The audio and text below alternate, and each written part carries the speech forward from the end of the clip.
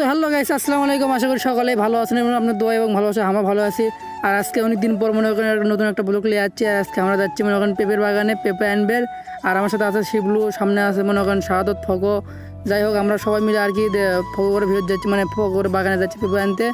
তারপরে মনে করেন চলে আসলাম আমরা পেঁপের বাগানে। তারপরে আপনারা দেখতে পাচ্ছেন কি সুন্দর পেঁপে ধরে আছে ছোটো ছোটো গাছত। তারপরে মনে করেন আমি এখন খালি মনে করেন ফোন লেগে ক্যামেরা লেগে ঘুরতেছি আর দেখতেছি যে কোন গাছের পেঁপে ছেঁড়া যায়। তারপরে দেখি মনে করেন আপনার ফকরতি ডাকিচ্ছে যে মুখে একটা পেঁপে বড় দেখা গেছে আর কি।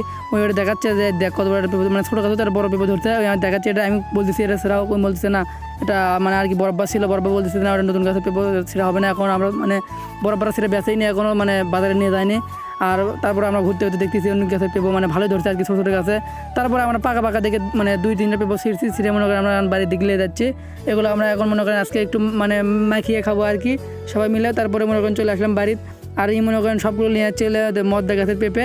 আর মনে করেন আমরা সব কিছু চলে যাচ্ছি। তারপর দেখে পাচ্ছি না তেঁতুল কীরকম মানে দেখে দিবে মানে জল চলে যাচ্ছে। তারপরে মনে করেন বড় বড় ভাইরা ওরা মনে করে আর কি পেঁপে কাটতেছিল। তারপরে মনে করেন আমার এক বড় ভাই, তাই মনে করেন তারপরে মনে করেন বড় ভাই মরিচ আর তেঁতুলগুলো ডোল দিচ্ছে। তারপরে মনে করেন ওর পাশে আমরা একটা চাটনি দিয়েছিলাম মানে প্রাণ চাটনি। তারপর পেঁপেগুলো সবগুলো মাখানো হচ্ছে। তারপরে মাখিয়ে আমরা খাই ফেলতেছি। যে বন্ধু আজকের ব্লগটা সবাই ভালো থাকেন, সুস্থ থাকেন, আল্লাহ হাফেজ।